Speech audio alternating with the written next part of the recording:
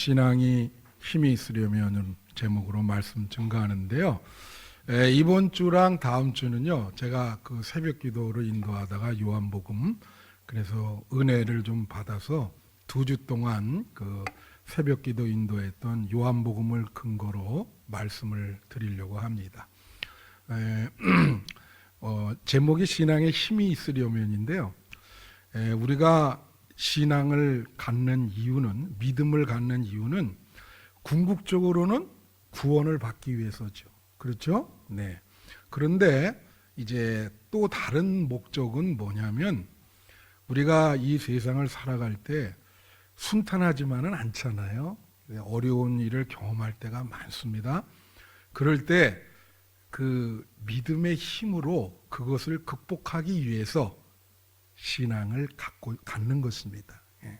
그래서 오늘도 여러분에게 이제 두 분이 그 암 때문에 고생하고 계시니까 기도해 달라고 하는데, 다행히 제가 이렇게 두 분을 보니까 밝아요. 낙천적이세요. 두 분 다. 아마 믿음 때문에, 신앙이 있기 때문에 그렇게 어려운 상황에서도 웃을 수 있는, 그것이 바로 신앙의 힘인 줄로 믿습니다. 그래서 여러분 신앙이 죽은 신앙이 되면 안 돼요. 힘이 있어야 돼요. 그래서 어떤 문제가 와도 그걸 극복할 수 있는 그런 힘이 있어야 됩니다. 그래서 현실에 여러분의 믿음이 영향을 행사해서 그 현실의 문제를 해결해 주고, 그리고 현실 상황을 이렇게 그 변화시켜주는 그러한 작용을 하는 것이 신앙인 것입니다. 그래서 그런 신앙의 힘이 여러분에게 있길 바라고요. 그 다음에 이제 이걸 말씀드리는데, 신앙이 힘이 있으려면요, 궁극적으로는 땅과 하늘이 연결이 돼야 돼요. 그러니까 이 말은 무슨 뜻이냐면, 땅과 하늘이 만나야 여러분의 신앙에 힘이 생기는데, 예를 들면 우리가 땅에 어떤 문제가 있단 말입니다.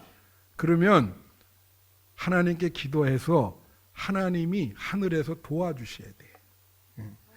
그래야 현실의 문제가 해결이 되는 거예요. 그걸 우리는 땅과 하늘이 만난다, 그렇게 표현할 수 있는 거예요. 이거를 마태복음 16장 19절에 보면 베드로에게 예수님이 천국의 열쇠를 준다 이렇게 말하면서 이런 말을 했어요. 땅에서 매면 하늘도 매일 것이요, 땅에서 풀면 하늘에서도 풀릴 것이다. 그 여러분이 땅의 문제가 잘 안 풀려. 하늘이 풀어줘야 돼요. 그게 다 연결이 돼 있는 거예요. 여러분이 땅만 자꾸 풀라 그래도 안 되는 거예요. 이 신앙인은 하늘이 풀어줘야 돼. 그게 신앙의 힘인 거예요. 그래서 하늘의 하나님이 여러분을 도와줄 줄 믿습니다. 그래야 신앙의 힘이 생기는 거예요. 그래서 오늘 본문은요, 이 주제가 길인데, 길에 대한 얘기가 많이 나와요. 근데 이게 이제 신앙의 힘이 있으려면 전제 조건이 있는데, 바로 그 13장 말미, 그러니까 13장부터 14장까지 이어지는 거예요. 이게 최후의 만찬에서 일어난 일들입니다. 지금 예수님과의 대화 속에서. 그리고 13장 이 36절에서 37절에 보면 베드로가 예수님이 자꾸 십자가 지시로 간다는 암시를 자꾸 주는데 그걸 깨닫지를 못하고 예수님께 질문을 해요. 뭐냐면 어디 가시나이까 주님. 그래서 제가 새벽기도 시간에 말했지만은 이게 라틴어로 코바디스 도미네라는 뜻이에요. 여러분 영화 중에 코바디스라는 영화 보셨죠? 그게 여기서 나오는 거예요. 주님 어디로 가시나이까? 그렇게 물었더니 예수님이 내가 가는 곳에 너는 못 온다 그래요. 그러니까 37절에 베드로가 이르되 주여 내가 지금 어찌하여 따라갈 수 없나이까? 주를 위하여 내 목숨을 버리겠다 그래요. 나는 주를 위해서, 이 말은 뭐냐면 주님을 위해서 난 순교도 각오하겠다. 이 말을 해놓고 몇 시간 후에 예수님을 저주하면서 부인합니다. 얼마 시간도 안 걸렸어요. 바로 몇 시간 후에요. 자, 이걸 보면서 우리는 뭘 느끼냐면, 아니 몰라도 자기 자신을 이렇게 모를까? 이제 그래서 여러분이 신앙에 힘이 있으려면은 최고로 전제 조건이 뭐냐? 여러분 자신의 어떤 한계와 능력과 나의 어떤 성향과 나의 어떤 본성과 내가 이 땅에서 추구하는 어떤 가치관 이런 게 뭔지를 잘 아셔야 돼. 그 몇 시간 후에 자기 뻔히 부인할 거를 그거조차 모르고 호언장담하면서 나는 이렇게 할 수 있다. 천만의 말씀. 여러분, 소크라테스가 유명한 말 있죠. 너 자신을 알라. 그게 신앙생활의 시작인 거예요. 우리 자신을 알게 될 때 신앙은 비로소 시작이 되는 겁니다. 그 아주 유명한 명언을 남긴 거예요.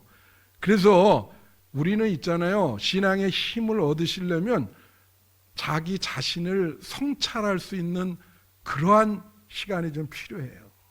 내가 지금까지 살아온 거 이거 한번 생각을 해보고 이 베드로처럼 이런 실수를 보면 안 되잖아요. 그죠? 남을 자꾸 보지 말고 남을. 우리 이거 요번에 이렇게 선거하는 데 보면 전부 남 얘기만 하잖아요. 그죠? 자기 자신 얘기는 안 하고 남을 보지 말고 자기 자신을 돌아봐야 돼. 그래서 위기가 생기면 어떤 게 드러나냐면 자기 자신의 본성이 드러나요. 성향이 드러나. 이 베드로가 바로 그런 거예요. 위기가 딱 생겼을 때 자기 그 본성, 어떤 성향, 경향이 드러나게 됐지요. 그래서 여러분, 나 자신을 성찰할 때 그때 신앙에 힘이 생기는 겁니다. 왜냐하면 나의 한계를 알기 때문에 예수님을 붙들게 되거든요. 근데 여기서 예수님을 붙들지 않고 뭐라 그래요? 나는 순교까지 할 수 있다. 그러니까 예수님이 참 몇 시간 후에 너의 모습을 네가 모르는구나. 그렇게 보는 거죠. 여러분, 그래서 그게 전제 조건이에요. 내 자신의 이 본성, 한계, 운명, 죄성 이거를 잘 아셔야 신앙에 힘이 생기고 신앙이 비로소 시작이 되는 겁니다. 그럼 여기 본문에 몇 가지 교훈이 있어요. 신앙이 힘을 받으려면 어떻게 해야 되느냐? 첫째로 신앙이 힘이 있으려면 믿음이 있어야 됩니다. 그랬어요. 다 같이 믿음이 있어야 됩니다. 이게 당연한 거예요. 믿음이 있어야 신앙에 힘이 있죠. 여러분에게 물어볼게. 믿음이 있습니까? 이게 근본적인 질문이죠. 교회 다니는데 믿음이 없어. 이게 이것처럼 참 아이러니한 게 어디가 있어요. 그죠? 1절에 보면 그거 나와요. 보세요. 너희는 마음에 근심하지 말라. 하나님을 믿으니 또 나를 믿으라. 그런 거예요. 여기에 이 단어가 명령형입니다. 명령, 제자들에게 명령하는 거예요. 지금 이게 감정적인 명령도 되는 거예요. 너네 마음을 근심하지 마라. 나를 믿으라. 그런 거예요. 물론 이거는 문자적인 해석은 제자들이 지금 예수님이 자꾸 어디 간다 그러니까 불안한 거야. 그러니까 제자들을 안심시키기 위해서 이런 말씀하는 거고, 이거는 우리에게도 해당이 되는 거예요. 근심하지 마라. 일반적인 관점에서 나를 믿으라 그런 거예요. 왜냐? 우리는 일평생 사실은 작은 일이든 큰 일이든 근심과 불안 속에서 살아가게 됩니다. 여러분 24시간 동안 항상 뭘 신경 쓰잖아요. 오늘도 어떻게 해야 되지? 이건 어떻게 해야 되지? 일평생 하루하루가 크고 작은 문제로 이루어져 있는 거예요. 그러니까 근심이 생길 수밖에 없죠. 나는 근심이 없다 이런 사람은 거짓말하는 거예요. 어떻게 인생이 그럴 수가 있겠습니까? 근심이 다 있지. 근데 하나님이, 예수님이 뭐라 하냐면 그 근심의 해결책을 말하는데 하나님을 믿고 또 예수님을 믿으라는 거예요. 그러면 이거는 여기에 이 말에는 두 가지 의미가 내포되어 있어요. 잘 들으세요. 우선은 하나님이 살아계심을 믿으라는 거예요. 또 예수님이 살아계셔서 오늘날 여러분과 함께 하시고 여러분 마음속에 계시고 여러분 옆에 계시고 여러분의 가정 속에 계시다는 것을 믿으라는 거예요. 우리는 죽은 존재를 믿는 게 아닙니다. 여러분 하나님이 살아계심을 믿으십니까? 이게 굉장히 중요한 질문이고 신앙의 근본적인 질문인 거예요. 자, 하나님이 살아계시는 걸 믿고 그럼 또 하나의 의미는 뭐냐? 그 하나님이 여러분을 사랑하시고 돌보신다는 거야. 그걸 믿어야 되는 거예요. 그러니까 우리는 왜 근심하면 안 되냐? 우리 대소사를 그 하나님께 맡겨야 되는 거예요. 그러니까 하나님이 부모가 자식을 돌보듯이 하나님이 여러분이 잘 되기를 원하는 거예요. 여러분을 돌보신다는 거예요. 이거를 믿으셔야 되는 거야. 모든 걸 하나님께 맡겨야죠. 그러면 하나님이 여러분을 사랑으로 돌보고 여러분의 대소사를 좋은 길로 인도하신다는 거죠. 그걸 믿어야 신앙의 그 힘이 생기는 거죠. 그래서 요한복음 14장 18절에 이런 말 하잖아요. 내가 너희를 고아와 같이 버려두지 아니하고 너희에게로 오리라.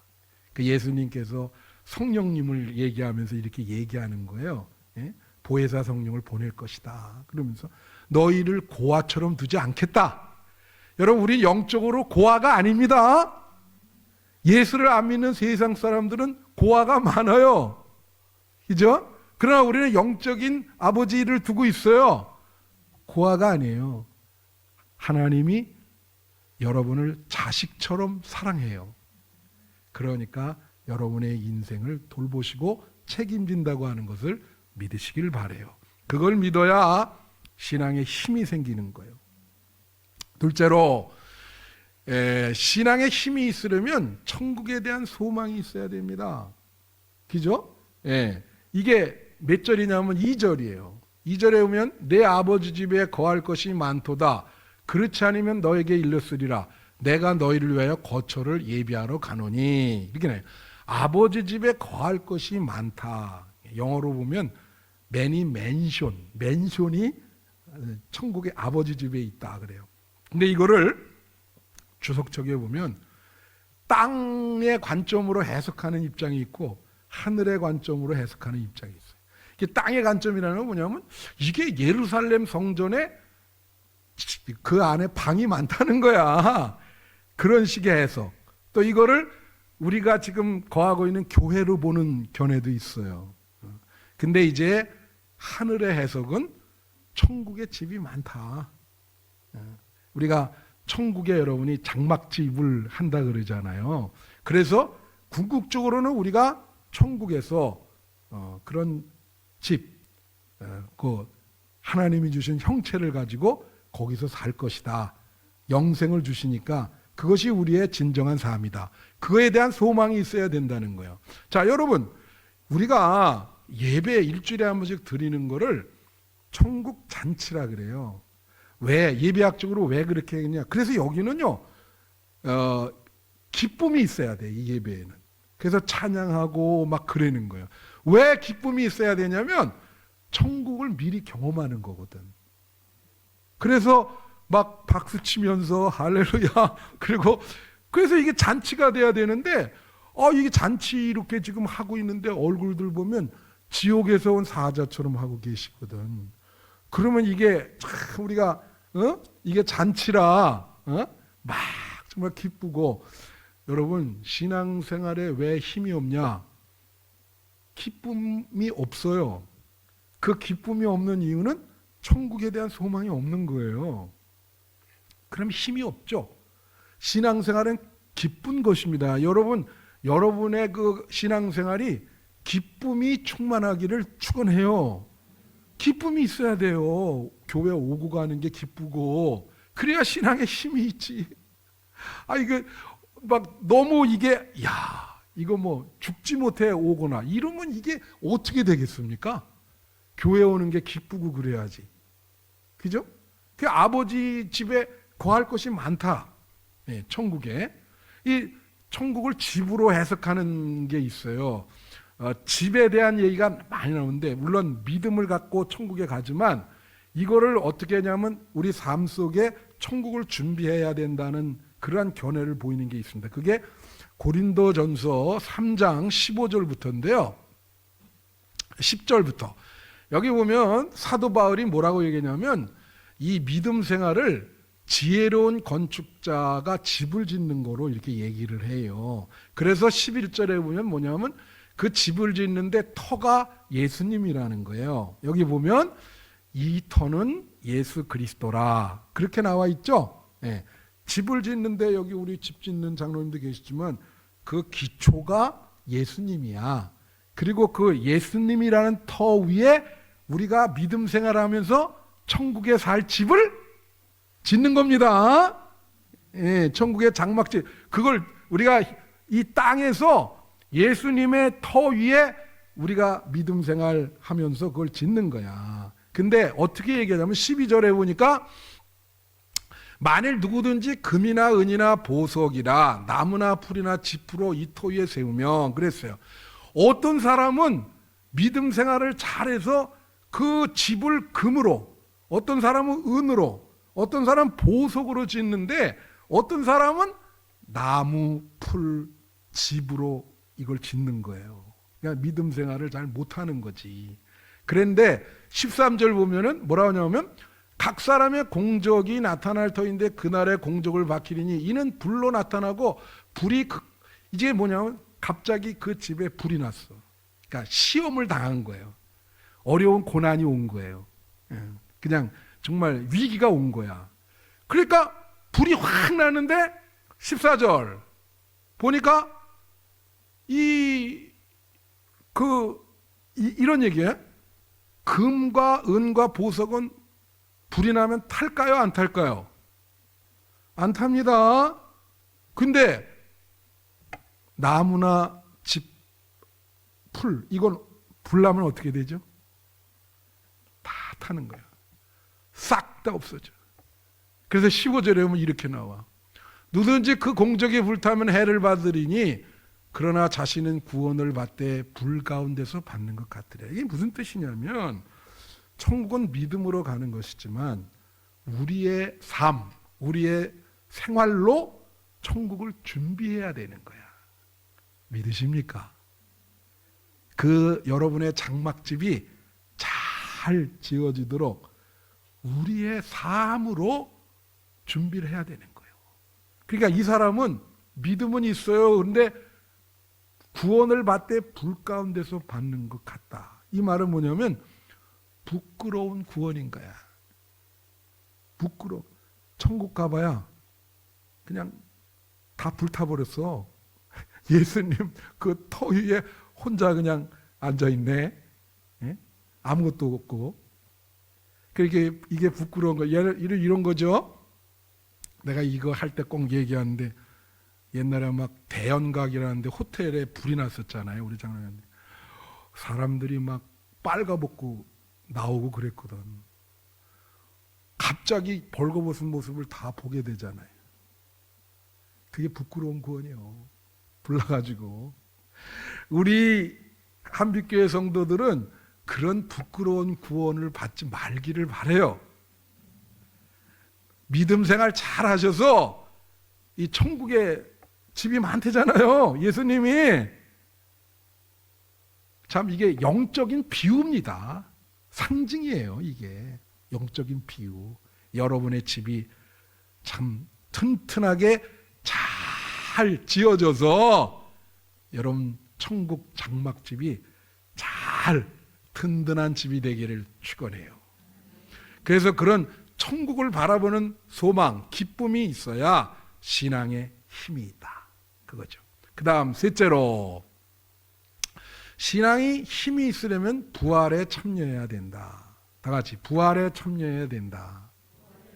자, 이게 3절이요. 이 3절도 자, 이 3절이 이것도 참 해석하기가 쉽지가 않아요. 여기 보면 가서 너희를 위하여 거처를 예비하면 내가 다시 와서 너희를 내게로 영접하여 나 있는 곳에 너희도 있게 하리라.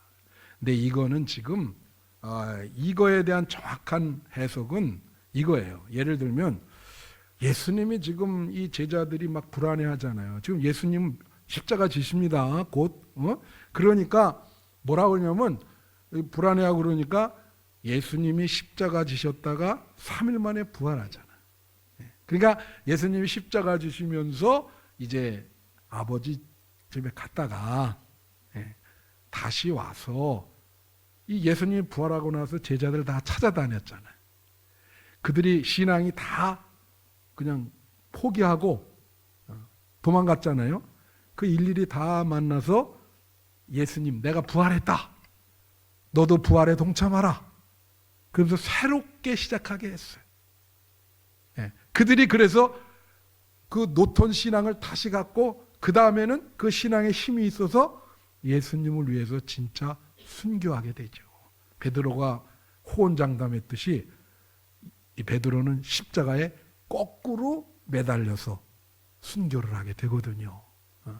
그만큼 신앙의 힘이 생겼다는 거지.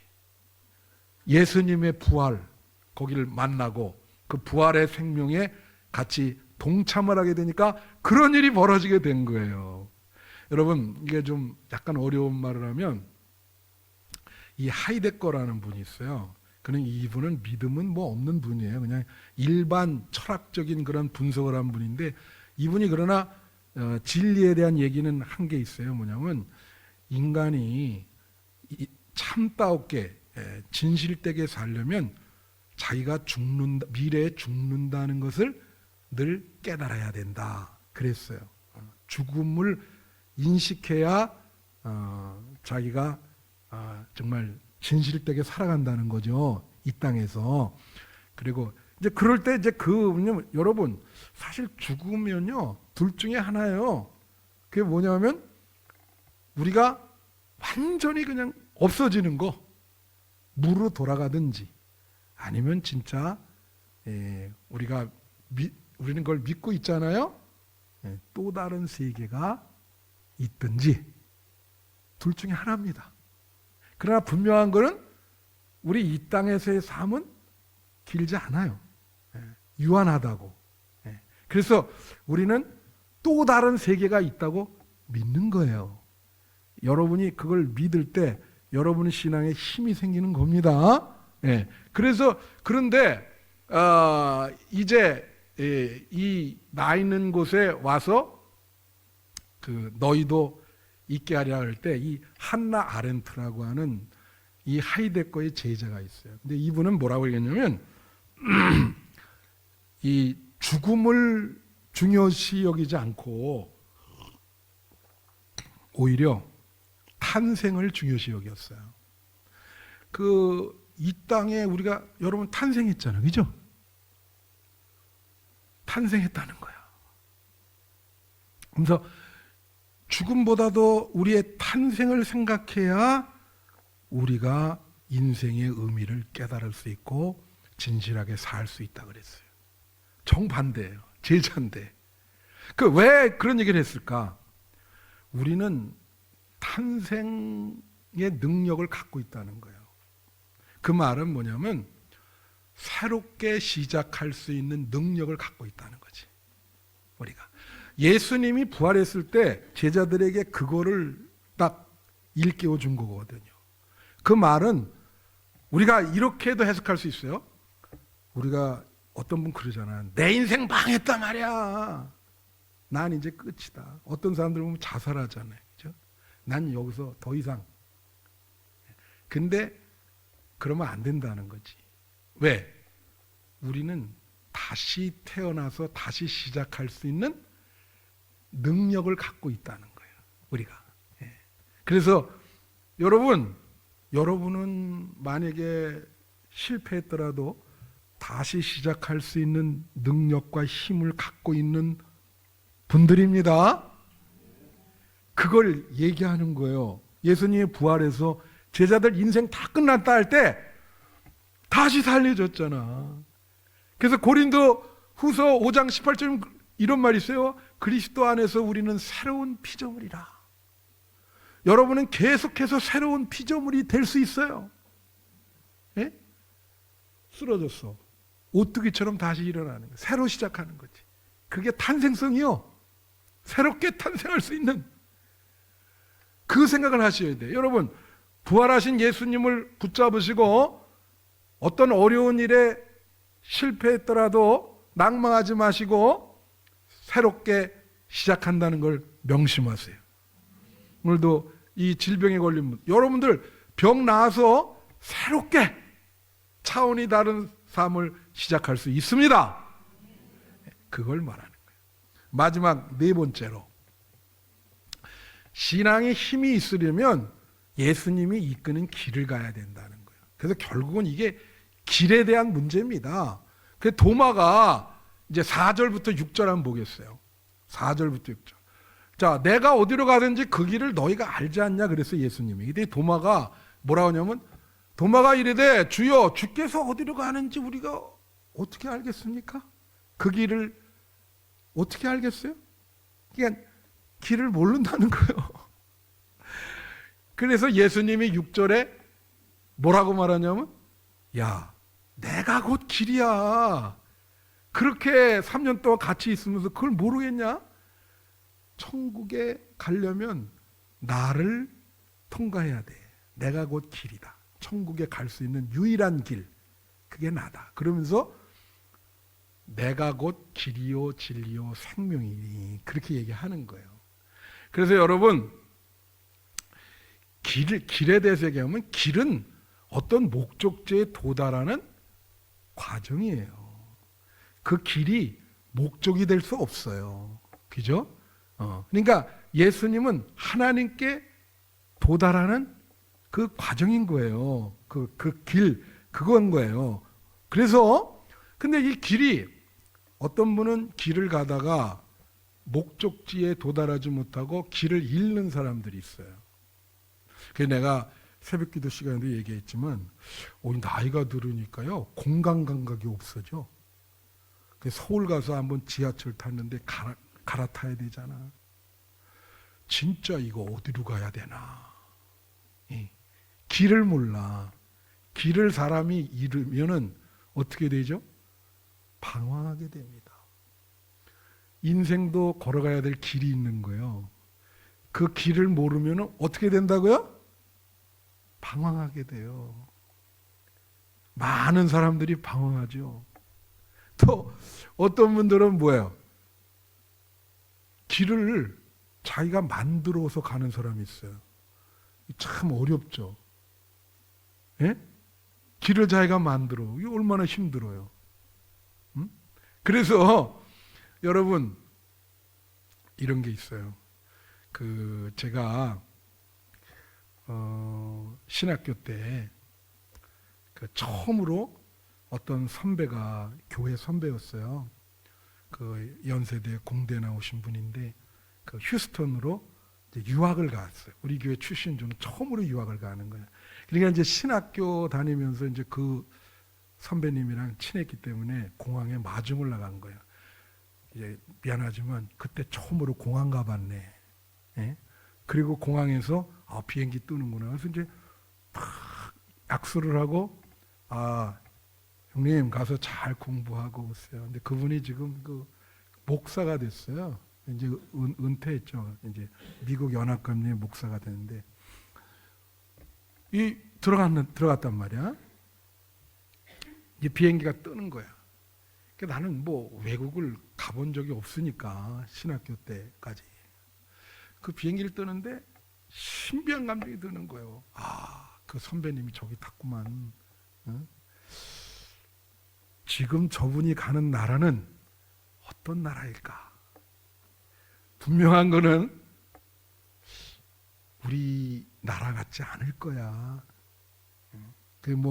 더 좋은 데 가신다는데, 그러면서 그 비행기 뜨는 걸 이렇게 보는데 신비로운 감정이 들어. 여러분 천국도 그런 데거든요. 천국이 가기가 쉬운 데가 아니에요. 여러분 길을 자기가 만든다는 게 무슨 뜻이냐면 미국이란 나라를 수영해서 갈 수 있습니까? 태평양을? 예? 자기가 불가능하죠. 쉽게 가는 방법은 뭐예요? 비행기 타면 한 10시간, 11시간이면 도착해. 그 비행기가 예수님인데 여러분 그 비행기에 자리 예약하셨어요? 티켓.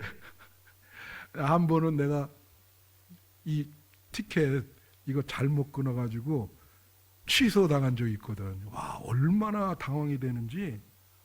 그거 어떡합니까? 그럼 뭐 사정을 해도 소용이 없어. 그 당신이 잘못했는데 뭐 이거 어떡하겠나. 여러분 천국 가는 티켓 있으세요? 이게 중요한 거예요. 내가 말씀드려요. 천국 가는 게 어려워요. 미국을 수영으로 갈 수 있습니까? 쉽게 생각하시면 안 돼요. 예? 어렵습니다. 근데 그 천국 가는 유일한 길은 예수님인 거예요. 그걸 말하는 거예요. 내가 곧 길이다. 내가 인도하는 대로 와라. 그 예수님이 인도하는 대로 가면 틀림이 없는 거예요. 그거는 예수님 안에 거하는 거예요. 여러분, 예수님을 붙드시고 예수님의 이끄심을 받으시는 여러분 되시기를 축원합니다. 그래서 길과 진리와 생명이다. 그 말은 뭐예요?